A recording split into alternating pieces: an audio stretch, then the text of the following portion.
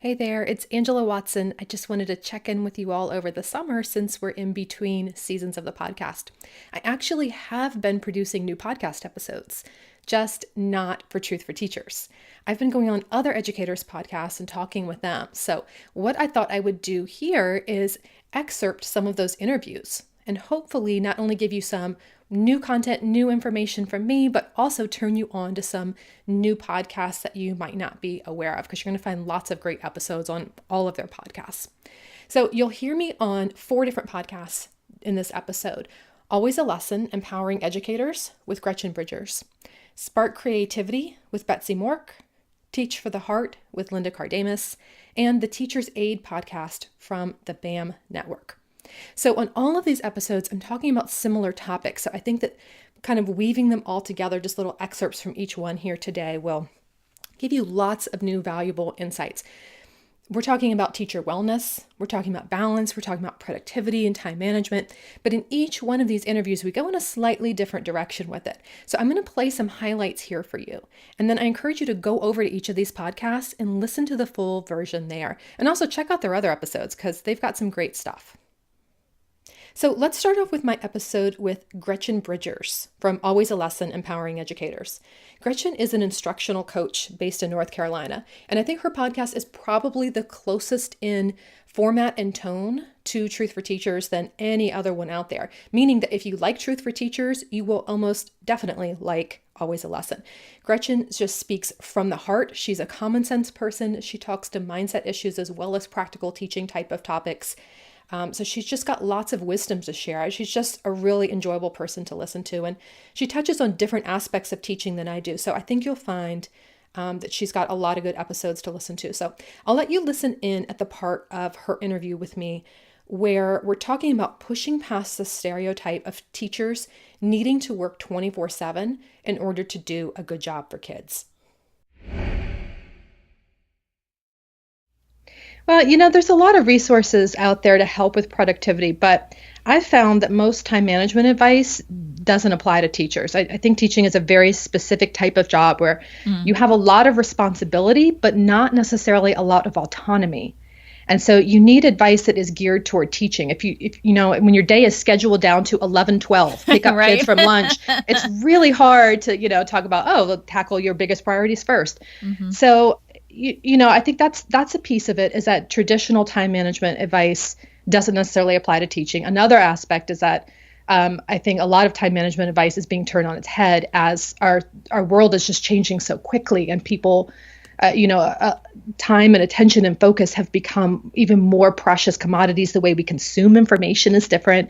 So I think that what may have been good advice, in the 80s, 90s, 2000s, when some of these time management gurus first came out, they're reconsidering now and thinking about how things have changed. So there's a lot of different messages out there that can make it really hard for teachers to figure out, okay, how are we going to apply this to our work?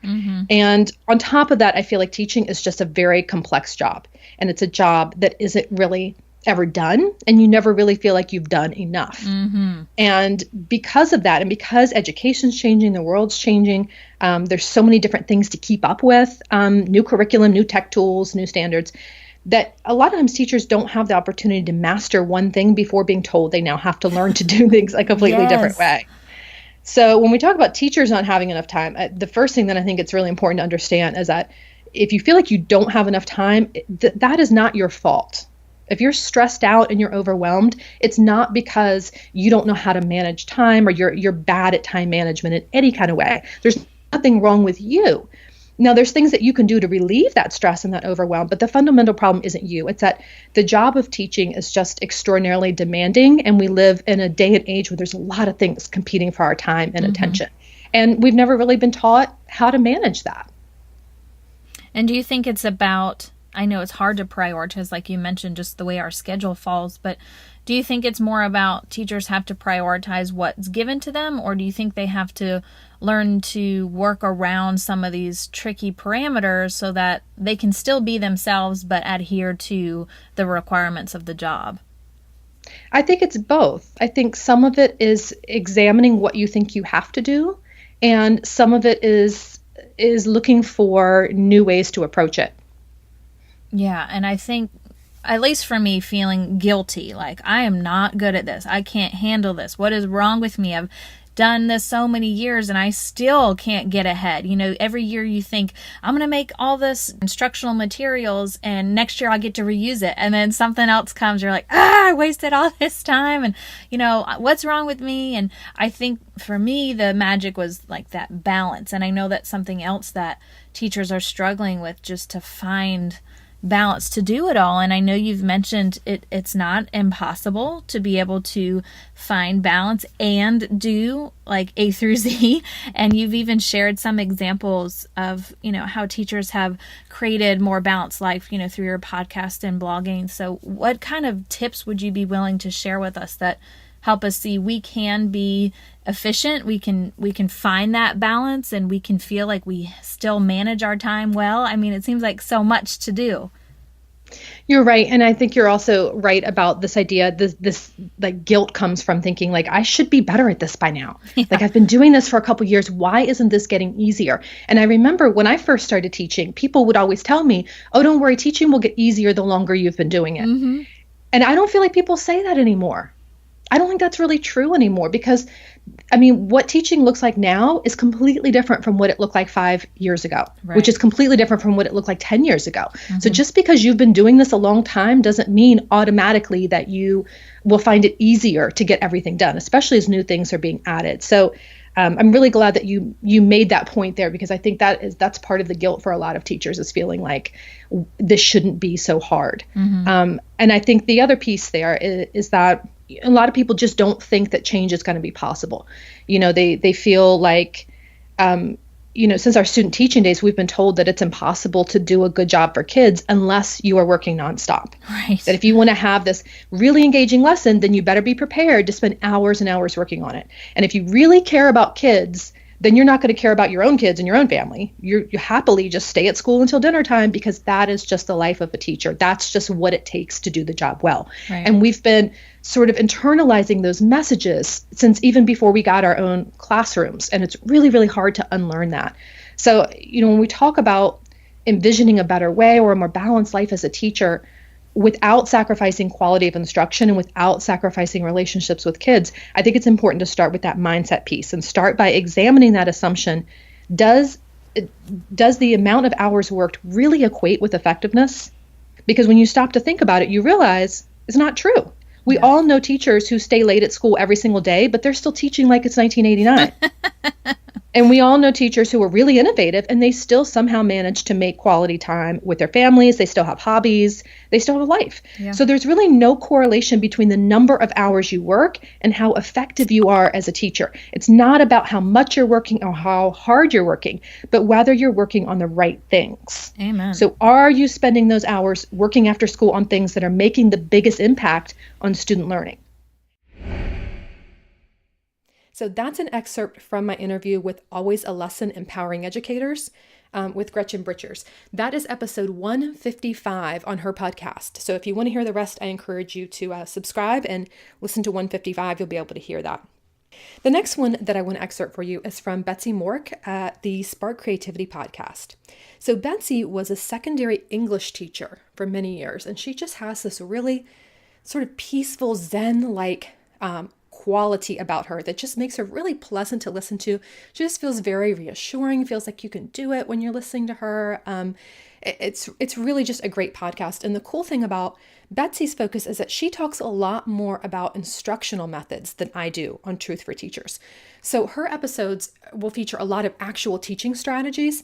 So if you want more of that, I definitely encourage you to check out the Spark Creativity podcast. She's got episodes on how to do poetry slams, classroom mini flips, how to use book clubs, Genius Hour, lots of different things that are focused on classroom stuff, as well as some of the mindset issues as well. So here's part of my episode talking with Betsy. I think of you as like my guru of time-saving, life-balancing strategies. And so I'm excited for you to share some of that with our listeners. Can you maybe talk about one of your favorite ideas for helping teachers find balance between the personal and the professional? I think the most important, or maybe the most impactful thing that you can do is really get real with yourself about how many hours that you're working. Yeah. And I know that that's not necessarily what people want to hear. Sometimes, it's easier to look for a magic solution or some sort of like quick fix or a hack your teaching type of thing. Right. But I found that the bigger picture work, even though it's more challenging, is really where you're going to get the most impact. When you're really thinking about where your time is going and you're planning out a better way. And I know also that can feel kind of scary. A lot of teachers in the club sort of put this step off because they're scared to know their number, right? Like you're like, oh my gosh, I don't think I really want to know how many hours I put into this. It's sort of like forcing yourself to step on the scale when you're trying to lose weight. Or, a lot of times when you're trying to lose weight, they'll say, write down everything you're eating. And it's like, oh, no, I do not want to see that. I do not want to see that right there in black and white. But there's a reason that most of these effective weight loss programs will have you track what you eat and how much you're eating, because it's hard to change what you don't measure.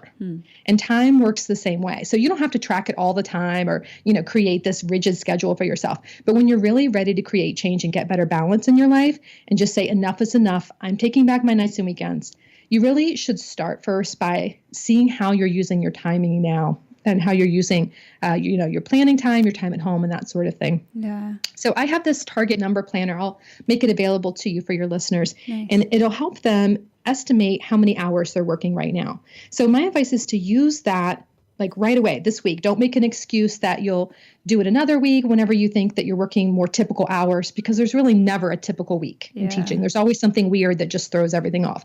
So just estimate, what time do you normally get to school? What time do you normally leave? How many hours on the evenings and weekends are you working? And then from there, you can figure out what a realistic target number of hours might be for you.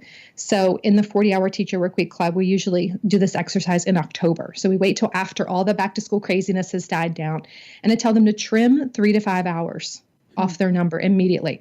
Figure out that new number. How many are you working now? Subtract 3 to 5, and then decide how you're going to allot those hours throughout a typical week. So know in advance, Monday, I'm going to come in an hour early. Tuesday and Thursday, I'm going to stay 2 hours late, and so on. So you're deciding in advance when you're going to work and figuring out what you're going to work on. And one of the things that's been really helpful for a lot of teachers is sort of batching their work and thinking it in terms of theme days. So maybe Mondays are your grading catch-up days. Sundays are your lesson planning days. Friday is, returning whatever leftover emails are still in your inbox, whatever it is. So in this way, you're sort of setting boundaries around how much of your life you are willing to dedicate to work. And you're planning out when things are going to get done so that you can actually focus and you don't just keep feeling pulled in a million different directions all the time. Oh, I love that. I could have definitely used that my first year of teaching. I think I was consistently working 15 hours a day. And at the end of the year, I almost quit teaching. Oh, I can imagine. The first year is so hard. Yeah, it's just crazy. And I remember writing down all these rules for myself. I had like 17 rules at the end of the year. This is what I'm not going to do again because I'm not going to survive. Oh, that's interesting. Yeah. Would you be willing to share some of those? I'm interested. Oh gosh, I don't even know if I remember anymore, but I think, it was like, don't get to school at dawn. You don't have to say yes to every student who wants you to advise a club. You need to group your students for help together, and not just be available at every lunch and after school every day. I don't really know. It's like 15 years ago, but I was very serious about it. I put it up in the middle of my bulletin board with like 6 thumbtacks, and I was like, it's either this or I quit the profession. I love that. I love that you were so intentional about it and you really took the time to analyze, okay, what are the things that are just draining me? Yeah. What are the things where I'm not being really intentional with my time? It's not the best and highest use of my time. There's other places I can focus my energy, and deciding, you know what, I'm just going to say no. Because a lot of times I think we wait for other people to give us permission to say no or to stop. And that just doesn't seem to happen in teaching. It just seems to be more and more piled on everyone's plates every year. So you have to take charge and say, you know what, I love this job and I want to keep doing it for a long, long time. But that's only going to be possible. It's only going to be sustainable for me if I create these boundaries. And that's exactly what you did. So I think that's awesome. Thanks. You can check out the rest of that episode on the Spark Creativity Teacher Podcast. It's episode number 41. It's called Teacher Mindset and Happiness with Angela Watson. Next up is Linda Kardamis of the Teach for the Heart podcast. Now, Teach for the Heart is a collection of resources for Christian educators. So if you fall into that category, you definitely want to be following Linda and subscribing to her Teach for the Heart podcast. If you're not a Christian educator, I still want you to listen in on this episode. We don't talk about spirituality or faith or anything in this episode, and I think it's applicable to absolutely everyone, as are a lot of Linda's podcast topics. When she interviewed me, we talked about automating and delegating routine classroom tasks. And the goal here is to avoid being stuck in that project manager mode where you just feel like you're having to remember every single thing that's supposed to be done in your classroom all the time and overseeing everything, making sure it all runs smoothly, and that's exhausting. So in this episode, we really talk about a full system for that. You want to check out her entire episode if you want to hear all the tips, but I'm going to play you a little part here where we're talking about some of the mindset behind how to delegate tasks to students and how to make it work successfully. When we talk about giving kids ownership of the classroom and really making it their learning space, that means that they need to be responsible for helping to make sure that it runs smoothly. We don't want to have them just take ownership of their learning without having to also sort of shoulder some of that responsibility for making that learning environment function. Because there's just way too much to be done throughout the day for the teacher to be responsible for remembering and doing it all. And that's really the piece that I am trying to solve. That's sort of the pain point that I'm trying to address here with this system. That exhausting piece of trying to remember, okay, this person's supposed to be here, this person's supposed to be here, we're supposed to have these materials out over here, this person's supposed to be taking a test in the back of the room, this person's supposed to have a cell phone out, this person's not. It's just too much, right? Yeah. That's what creates exhaustion and overwhelm and burnout because, it's just too much for one person. So we have to not only delegate to the kids, but we have to also automate the system. And that means training kids in how to hold the responsibility for this. So they're the ones who can look around in the classroom, see needs, and meet them instead of just sitting there and waiting for you to meet their needs. So if they didn't get a copy of a handout, they know exactly where to go and find it. And if they can't find it, they know who in the classroom is responsible for making sure that those copies are there and can help them get it. And that person doesn't have to be you. So we really want to help kids understand some of this behind the scenes stuff that we've been shouldering ourselves for too long as teachers. We've been taking this whole burden on ourselves because a lot of kids will be really excited to have this leadership role in the classroom. It's really empowering for them and it really helps them take full ownership, not only of the learning, but also the whole learning environment. So that can happen at any grade level. K to 12, there is some sort of system here that's going to work for you. I love that and I can totally see it from both sides because as a teacher, there's you said that so much of the energy drain is just trying to remember everything. And I remember I would forget to take attendance every morning and the person would come in and I would not have it done yet. This is back before it was on the computer. And I was just like, I'm sorry, I forgot again until I finally had a student say, can you fill out the attendance and I'll just sign it? And things, one less thing to think about. And that's right. So true. And then on the student side, like you said, I remember as a student, even all the way up through high school, I just always loved, those types of things. And I would have loved to help a teacher out with something. I would have thought it was the coolest thing. So I think you're right. It really can fit in both ways. You have just one or two quick tips that you could share when teachers think about implementing these classroom jobs in the fall? Yeah, sure. I'll give you two. I think probably the most important thing to remember is to build in student choice. Any sort of delegation system or classroom jobs is not meant to be forced labor or, induced in a way that's going to create a power struggle with a student. That's not fair to kids, and it's not going to get you the result that you want. And in fact, that's why a lot of classroom job systems fail because the kids just rotate through a bunch of tasks that they don't care about. They didn't ask to do them. And it's really no wonder that they don't remember to do their jobs or that they do them sloppily. So if you want jobs to be done the right way, it's important to let kids choose what they want to do. Especially at the middle and high school level. Absolutely. You may find that, if you have a handful of kids that aren't interested in doing any of the tasks, that's fine because the kids who do enjoy helping will have a much greater capacity for doing it. And they'll easily pick up the slack. But do ask your students because I've seen a lot of teachers who assume their kids wouldn't buy into the system. And then we're just shocked at how much their kids were into doing all these different types of tasks that they didn't think they would. So let your kids make the choice, present them with the opportunity and let them decide. That's really important. That would be the first tip. And the other tip is to remember that in order for any sort of delegation system to your students to really succeed, you're going to have to be willing to let go of control. And that's one of the core principles of the club. 80% done by someone else is better than 100% done by you. So if a student can get a task 80% of the way there, that means you only have to do the last 20%. Wait a second, Angela. Say that again. That's like mind-blowing concept here. 80% done by someone else is better than 100% done by you. So let the students get you 80% there. And then instead of thinking, oh, I still have to follow up behind them, I still have to do this, I still have to do, but you're only doing 20% of it, right? 20% is better than 100. That's so, especially if you didn't have to tell them, like they just did the 80% all on their own, right? Like, because you taught it to them. That's awesome. Exactly. Because that's really the worst case scenario. A lot of times kids are going to be able to do these tasks 100% on their own. But, if you find that sometimes you're having to do maintenance on this system or resolve disputes between kids or update the system, you might be thinking, oh my gosh, this is just more work. But, the kids are doing the majority of it. If you're able to delegate it to someone else, that's better than trying to do the whole thing. And perfect is really the enemy of done. If you want it to be perfect, then you're going to end up having to do everything yourself. If you want to get kids involved, then you're going to have to practice relaxing your standards a little bit because these are just routine tasks in your classroom. It's just straightening things up, keeping things moving along. It doesn't have to be perfect. It just needs to be done. So let kids take ownership of things like passing out papers and straightening bookshelves so that you can concentrate on the stuff that really moves the needle and really makes a big impact on their learning. You can listen to more of this conversation with Linda on the Teach for the Heart podcast.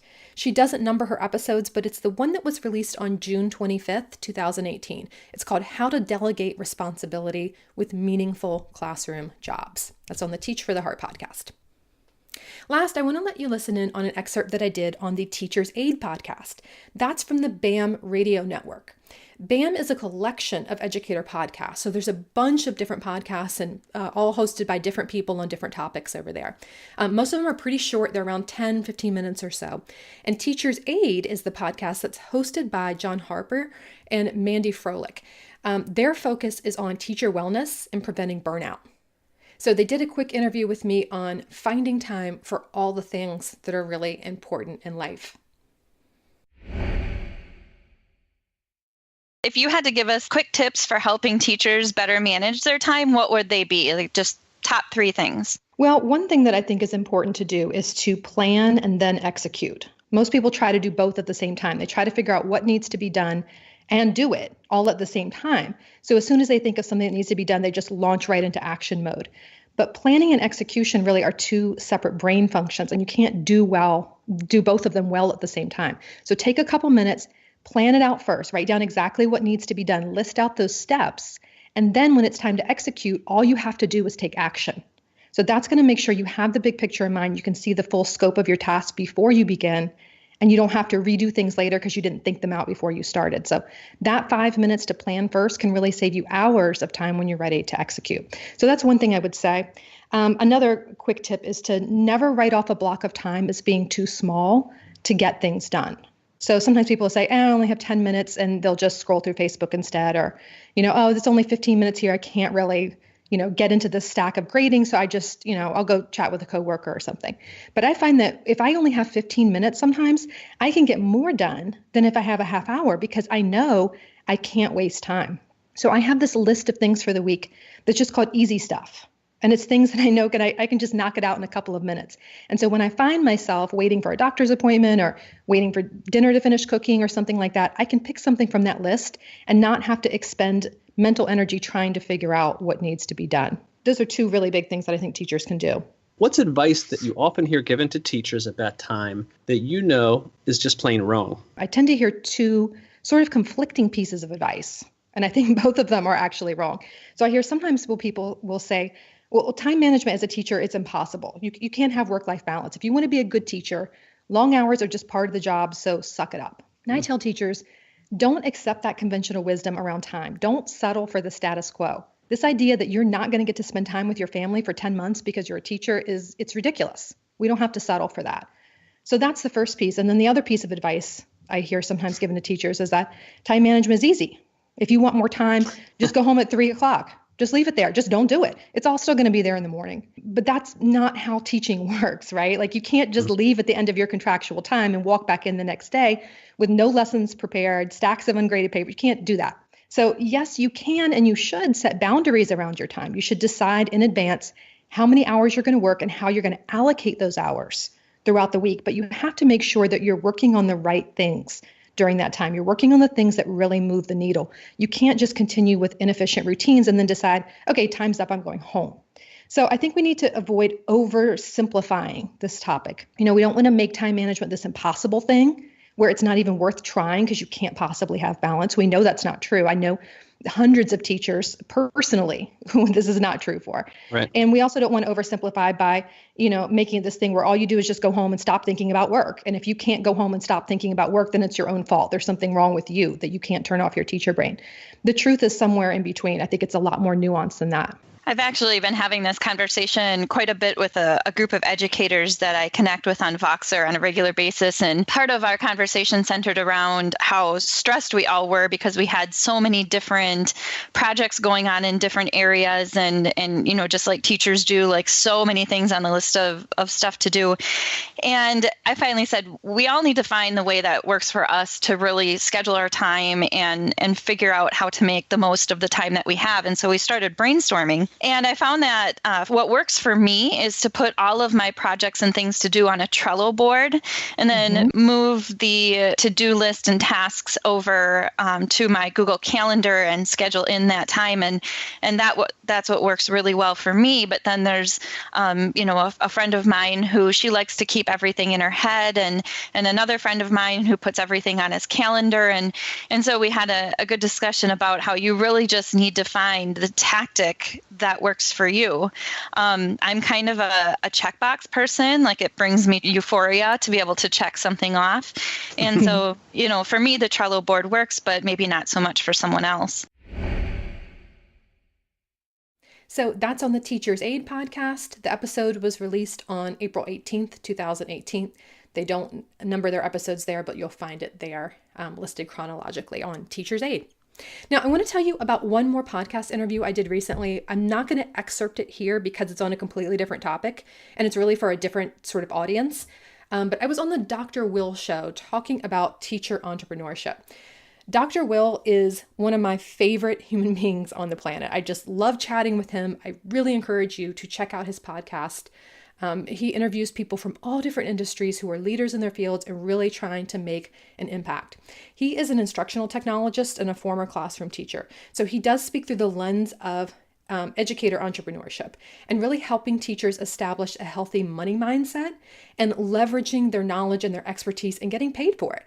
So, he really speaks a lot about teachers valuing themselves, preparing for the future financially, getting paid what they're worth, creating boundaries for themselves. He just has a really unique angle on all of these topics. And I love the way that he sort of applies that to all these different interviews that he does. So if you have a side hustle of some sort, or if you want to move into educational consulting or instructional coaching, if you have a business of your own of any kind, or you want to, definitely check out the interviews on the Dr. Will podcast. They're very inspiring. They'll really help you value your own expertise and learn how to make an impact on the world. So my episode with him was released on May 2nd, 2018, and we talked about everything really, from my journey as an entrepreneur to what my niche is and how that has changed since I've stepped out of the classroom, how I decide what opportunities to say yes to, what I say no to. And we got off on quite a tangent about equity issues and racial justice, social justice, and using a platform to speak truth and make an impact, even when you know that it's going to offend people or turn some people off. So check out that episode on the Dr. Will show. And check out his other episodes as well, because there's just lots of great stuff there, and he's a great person to listen to. So I hope this episode has given you not only some great tips for mindset and productivity and time management, but I hope that it's also helped you find other podcasts. You can find links to all of these in the show notes. So if you click the info button for this episode in your podcast player, it will link directly to all of these episodes, so you can click right through and listen to them right away. So that's it for me for today. I'm going to check in with you all again, I think, in July. Right now, I'm pretty busy with welcoming new members to the 40-Hour Teacher Workweek Club. We're accepting new members through July 18th. So that's one of my big focuses right now. You can go to 40htw.com if you want to learn more. I also have a lot of speaking engagements over the next 6 weeks or so. Districts are as you know, it's time for PD, back to school. They're ready to like get their teachers inspired for the new year. So I've got a lot of traveling and stuff that I'm doing as well. And also I'm trying to finish up my book called Fewer Things Better. It's going more slowly than I wanted, but it's going to be a lot better because of this extra time that I'm taking with it. So I'm moving at a slower pace, but I think the end result is going to be amazing. And I'm still hoping to publish this fall. So working on that as well. So I hope you are having a wonderful summer. I've got lots of awesome episodes lined up for you in the fall. We're going to have season, I believe it's 8. We'll be back in August. I've already started working on a bunch of different episodes because there's things that I'm just really excited to share with you. And I've already sort of gotten a head start there because I'm just excited about them. I really want to get those ideas out to you. So lots of great stuff coming up in August. So I'll probably do another episode here again for you in July. I've got some personal updates, personal reflections that I like to do sometimes for you in between seasons. So look for that in your podcast player coming up in July, and we'll be back with the next season in August. So that's it from me. I'll be back soon. Have a great summer.